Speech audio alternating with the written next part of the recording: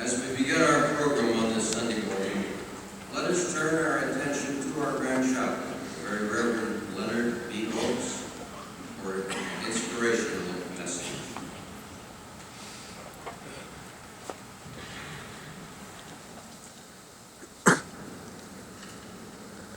Most worshipful Grand Master, right worshipful sir, very worshipful servants, most worshipful past Grand Masters, worshipful servants, youth leaders, brethren, friends, ladies and gentlemen, let me first greet you with a warm, symbolic embrace. Please keep that with you, and remember that you have entered into a wider family of love in this beautiful, magnificent, and historic Grand Lodge in the heart of San Francisco, a city set on a hill, and certainly the highest hill in San Francisco, with the Grand Lodge of Masons in California standing tall. It is still quite a wonder for me to be standing tall here before you, just like those who have done such service before me with great humility, to be of service to all great people that uphold the great principles of Masonry: brotherly love, relief, and truth. God must have touched the heart of John and Heather and called me to be part of service, part of growing, and part of further understanding the lights in Masonry. And such calling reminds me of a story. A husband and wife were concerned that their son was not getting up on Sunday morning. The husband asked his wife to go check in on him. She knocked at his door and whispered, "Son, it's 8 o'clock on Sunday morning. Aren't you going to church today?" The son opened the door and said, "I am not going to that church today for 2 reasons. First, they don't like me. Second, I don't like them either." To which the mother replied, "Son, I will tell you 2 reasons why you must go to church today. First, you are 59 years old. And second, you are the priest." Contemplating on that, that's how I was called to this humble Grand Lodge office as a chaplain. John and Heather met with my wife Heidi and me over dinner. John said, God has called you to a wider calling to be my Grand Chaplain. I must say, after many excuses, I said, yes. Freemasonry is full of wonder and love. You will never know what happens when you say yes. It will take you to new places, introduce you to new friends, and help develop great relationships. It makes one a better person with a broader perspective. Most importantly, it gives you a wider vision of oneself, weaved to the needs of others with compassion and love, taking them up to a new level of life. You see, we are all called to service for a reason, at the right time, in the perfect moment. We are called from different backgrounds, yet we treat each other to be on the level, and that is Masonry in action.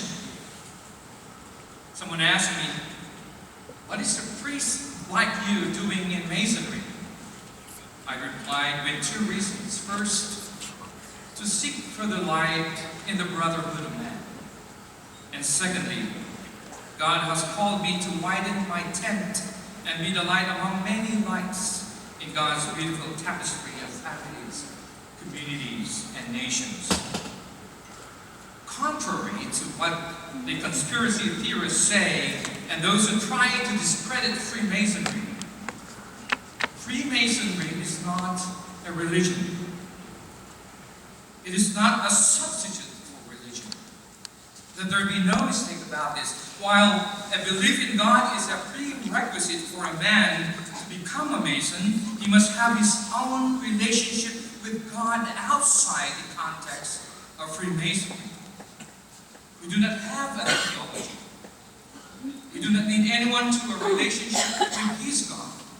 And we do not in any way ask a man to substitute his own understanding of God as taught by his particular religious faith for anything he will learn in Freemasonry.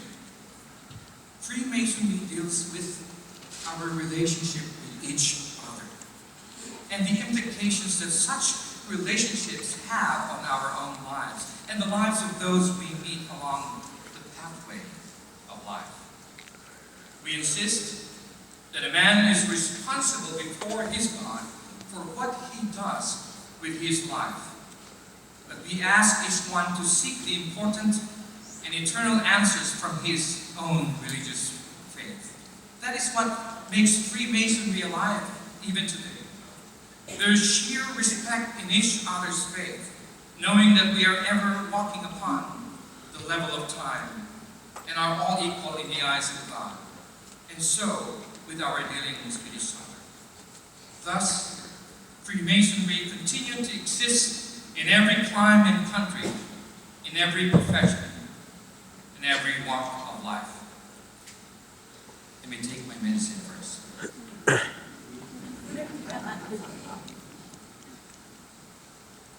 There are things that I learned as a priest and a grand chaplain that I would like to leave with you as leaders in the free world.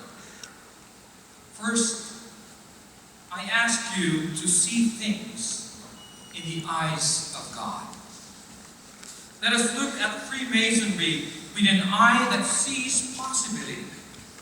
All things are possible with the all-seeing eye, and so we must learn to look for the hidden possibilities when things seem impossible. We must look with God's eyes.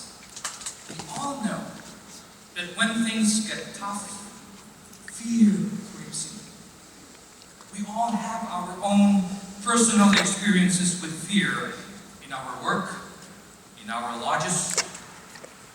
In our role as leaders, as lodge officers, we worry that there won't be enough money, enough time, enough volunteers or members to keep things going. Fear comes from our sense of scarcity. There's not enough. There's never enough. We cannot do what we need to do. Fear blinds us to opportunity and kills our creativity. When fear creeps in, always remember these words. God always gives enough to accomplish what He has asked us to do.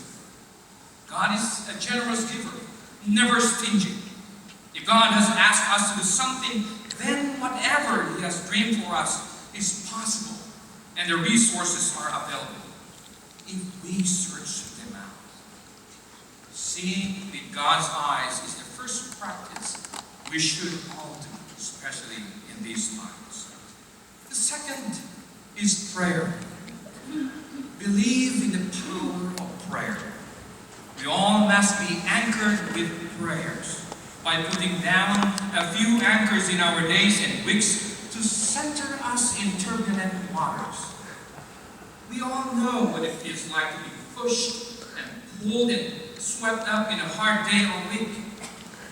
When the going gets tough in our deliberations of business in the lodge, sometimes we just go from thing to thing, never reflecting on what we are doing or where we are.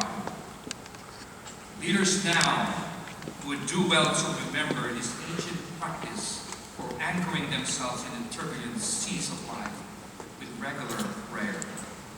It sounds simple, but there is truth about many of us don't really make the time for this practice and get swept out to sea when the going gets tough.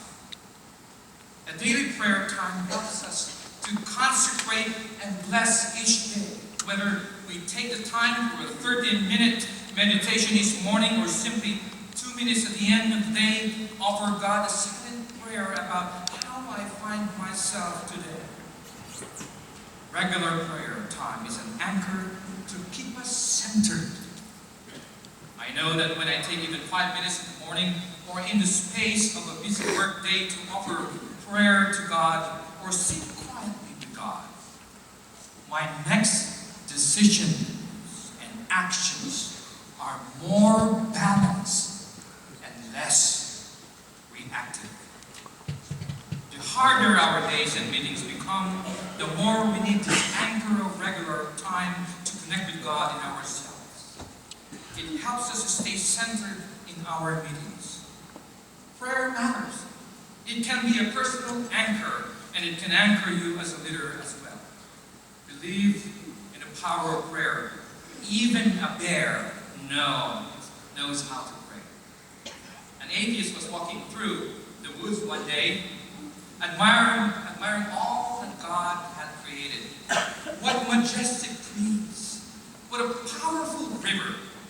What beautiful animals, he said to himself as he was walking alongside the river.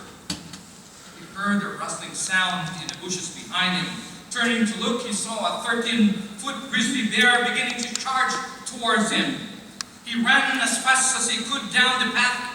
He looked over his shoulder and saw that the bear was rapidly closing on him. Somehow, he ran even faster, so scared that tears came to his eyes.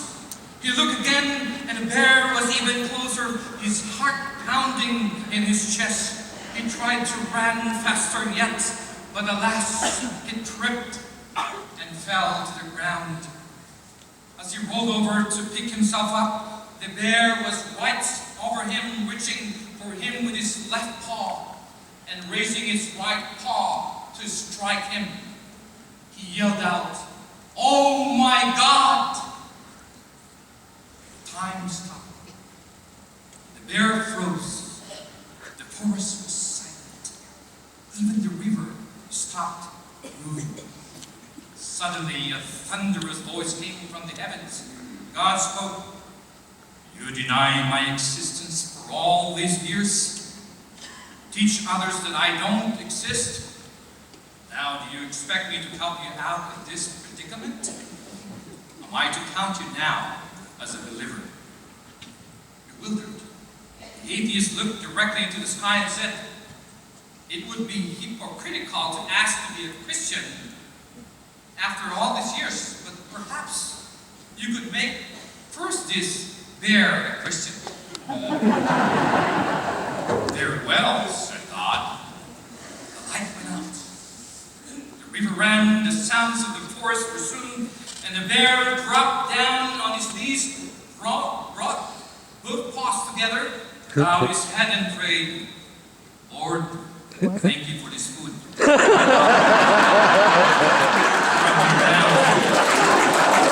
Amen. And all faces say, "So mote it be." Let us consecrate each day with the anchor of prayer and invite prayer into our meetings to bless our work. We look in the eyes of God, sure to find the loaves that God calls us to bless, break, and share in a hungry world. These practices are gifts from God to us. Try them, and they will bless your family, your personal life, your leadership, and your organizations abundantly. May God bless the Grand Lodge of California, this nation, and the world.